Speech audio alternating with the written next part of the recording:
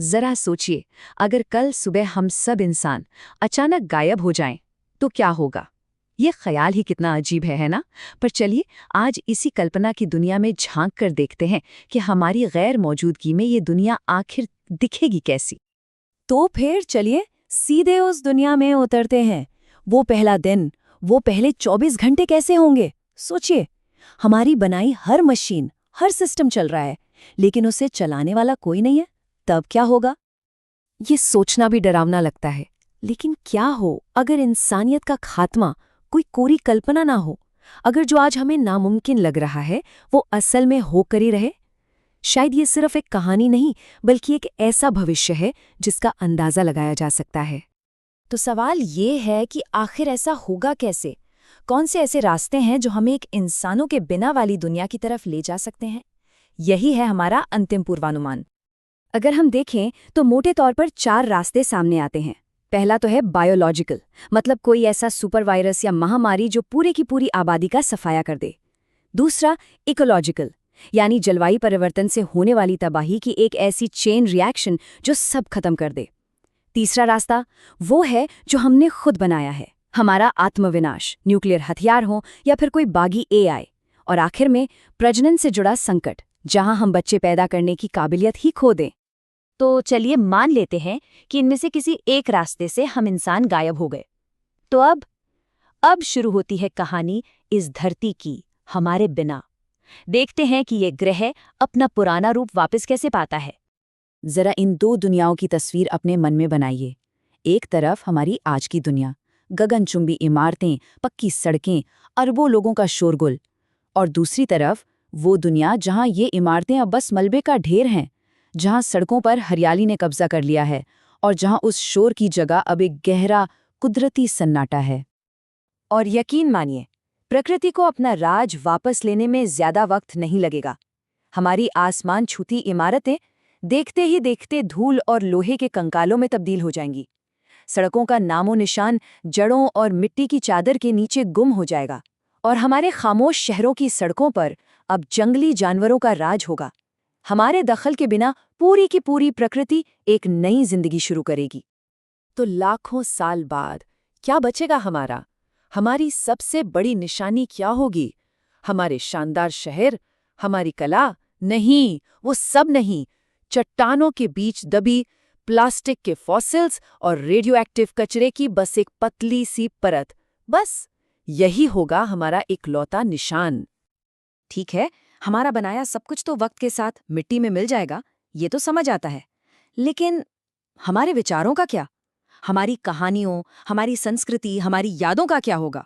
क्या वो भी हमारे साथ ही खत्म हो जाएंगी, या फिर किसी खालीपन में एक गूंज बन के रह जाएंगी? जरा सोचिए, अपने आखिरी पलों में इंसानियत अपनी यादों को बचाने के लिए क्या क्या नहीं करेगी। शायद हम बायोवॉल्ट्स और सीड आर्क्स बनाएंगे जिनमें जिंदगी के बीज महफूज हों, या फिर ऐसे ऑटोमेटिक सिस्टम्स छोड़ जाएंगे जो एक दिन हमें फिर से क्लोन कर सकें।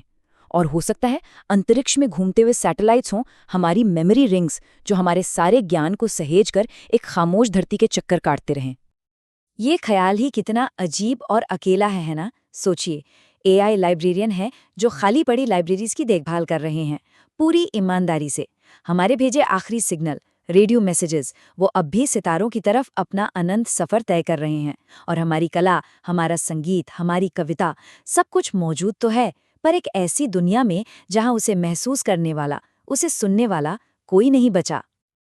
तो अगर ये धरती खाली हो गई, तो फिर इसे संभालेगा कौन? हमारे बाद कौन आएगा? कौन बनेगा इस ग्रह का नया मालिक? चलिए बात करते हैं हमारी जगह लेने वाली प्रजातियों की। और ये शायद सबसे बड़ा सवाल है। अगर इंसानों की कहानी का चैप्टर क्लोज हो गया, तो फिर धरती का वारिस कौन होगा? किसकी होगी ये दुनिया? इस रेस में देखा जाए तो 3 बड़े दावेदार हैं। पहला, कोई और जानवर, हो सकता है ऑक्टोपस या कौवे जैसे समझदार जीव, हम जैसी चेतना विकसित कर लें। दूसरा दावेदार, हमारी अपनी बनाई हुई एआई, हमारी ही मशीनें, जो शायद एक नया डिजिटल समाज बना लें। और तीसरा और सबसे दिलचस्प, कोई एलियन सभ्यता जो अंतरिक्ष में घूमते घूमते इस खाली ग्रहों को खोज निकाले और इसे अपना नया घर बना ले। ये बात एक सवाल में बहुत खूबसूरती से सिमट जाती है। हम एक चिंगारी थे, हमारे बाद कौन सी आग लगेगी? और बस यहीं से हम असल दुनिया के सवालों से निकलकर सोच की गहरी दुनिया में उतर जाते हैं। ये सवाल हमें सिर्फ धरती के बारे में नहीं, बल्कि पूरे ब्रह्मांड के बारे में सोचने पर मजबूर करता है। हमारे जाने के बाद इस कायनात का क्या होगा? और यहीं उठता है सबसे बड़ा, सबसे आखिरी सवाल। अगर देखने वाला ही कोई न हो, तो इस ब्रह्मांड का मतलब ही क्या है? और अब कुछ बहुत मुश्किल सवाल खुद से पूछने का वक्त है। हमने खूबसूरत कला भी रची और भयानक विनाश भी किया। तो क्या अंत में हमारे होने का कोई मतलब था? क्या ये सब कुछ सार्थक था? और फिर वो सवाल जो शायद सबसे ज्यादा चौंकाने वाला है, अगर इस पूरी कायनात को देखने, उसे समझने, उसे नापने वाला कोई ना बचे, तो क्या हकीकत खुद ब खुद बदल जाएगी? क्या सच में इस ब्रह्मांड को होने के लिए एक देखने वाले की जरूरत है? इस पर दो बड़ी थियरीज हैं। पहली कहती है ये पूरी हकीकत एक सिमुलेशन है, एक गेम की तरह, और जैसे ही प्लेयर यानी हम लॉग ऑफ करेंगे, ये गेम भी खत्म हो जाएगा। और दूसरी थ्योरी वो कहती है कि हकीकत को हमारी मौजूदगी से कोई फर्क नहीं पड़ता, वो बस चलती रहती है, हमारे होने या ना होने से बेपरवाह। तो शायद आखिर में हमारी सबसे बड़ी देन हमारी सभ्यता, हमारे शहर या हमारी तकनीक नहीं थी, बल्कि वो सवाल थे जो हम अपने पीछे छोड़ गए। और ये हमें इस आखिरी सबसे गहरे सवाल के साथ छोड़ जाता है। अगर हम यानी इंसानी दिमाग सिर्फ एक बीता हुआ कल है, तो फिर जिज्ञासा का क्या होगा? उस जानने की इच्छा का क्या होगा? एक ऐसा सवाल जिसका जवाब देने के लिए शायद फिर कोई नहीं होगा।